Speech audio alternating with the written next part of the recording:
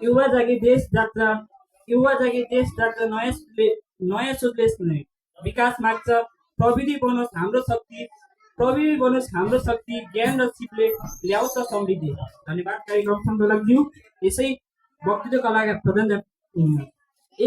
कलाका आदरणीय सभाध्यक्षज्यू, प्रमुख अतिथि, विशिष्ट अतिथि, यसै विद्यालयका प्रधानाध्यापक, सहायक प्रधानाध्यापक, गुरु एवं गुरु आमाज्यूहरू, मसँग यस वक्तृत्व कला प्रतियोगितामा भाग लिने प्रतियोगिता साथीहरू र अनि मेरा प्यारा साथीहरू, आज यस श्री प्रभात माध्यमिक विद्यालयमा सधैँ झैँ हुने शुक्रबारे कार्यक्रम अन्तर्गत वक्तृत्व कला प्रतियोगिता परेकाले मैले ब्लु हाउसमा आफ्नो दुई चार शब्द राख्नु पर्छ। म आफैलाई भाग्यमानी ठान्दछु।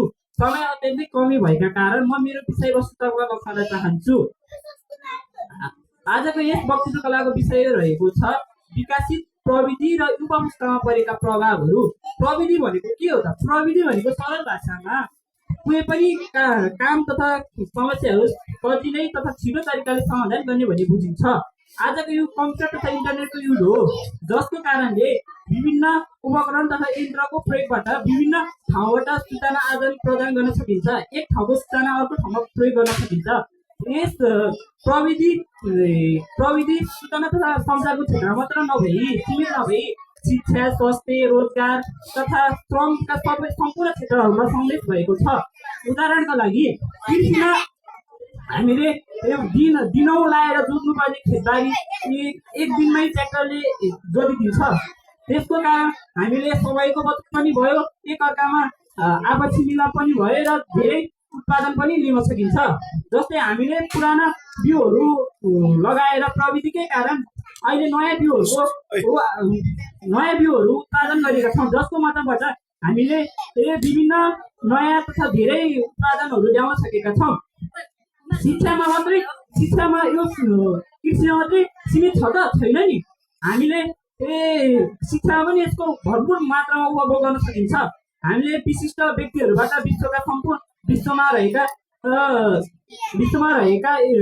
विभिन्न विषयहरू पढ्न सकिन्छ। अनलाइनको माध्यमबाट घरमै बसेर आफूले जानेका कुराहरू व्यक्त गर्न सकिन्छ, एकअर्कामा कुराकानी गर्न सकिन्छ।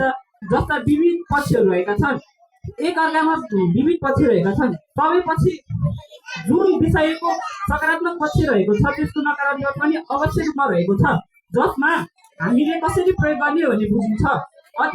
युवाले अत्याधिक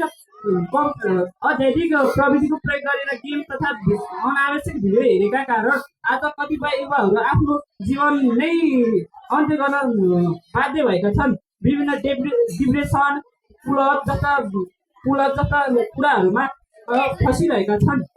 विभिन्न अनावश्यक विज्ञापनका कारण एकअर्कामा आकर्षण गर्नु, एकअर्कामा नचिनेका व्यक्तिहरूमा कुराकानी गर्नु जस्ता कुराहरू धेरै विविध पक्षहरू रहेका छन्। युवा नै हाम्रो देशको मूल आधार हुन् भनाइ छ नि। प्रश्न के हो? प्रविधि कसरी प्रयोग गर्ने भन्ने आफूमा निर्भर हुन्छ। प्रविधि सकारात्मक तथा नकारात्मक दुवै प्रकारको रहेको छ। हामीहरूलाई सबैलाई थाहा छ होइन? चक्कुले तरकारी काट्छ र त्यसले चोट पनि दिन्छ। त्यस चक्कु कसरी प्रयोग गर्ने भन्ने आफूमा निर्भरता रहेको हुन्छ।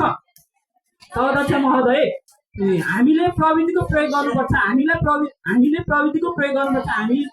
हामीलाई प्रविधिले प्रयोग गर्नु भन्ने होइन। कम्प्युटरको माध्यमबाट हामीले एकअर्कामा सूचना प्रदान गर्ने गेम तथा एप्सहरू बनाएर आफ्नो जीविका प्राप्त पनि गर्न सकिन्छ नि त, होइन र? हामीले त्यसलाई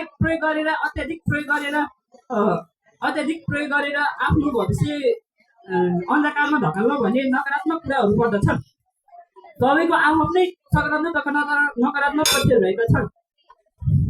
सदस्य महोदय, अन्त्यमा म के भन्न चाहन्छु भने युवा पुस्ता नै देशको मूल आधार हुन्। युवाले नै देशको निर्माण गर्छ। उदाहरणका लागि हेर्नु त, हाम्रो छिमेकी चीन राष्ट्रले आफ्नो प्राविधिक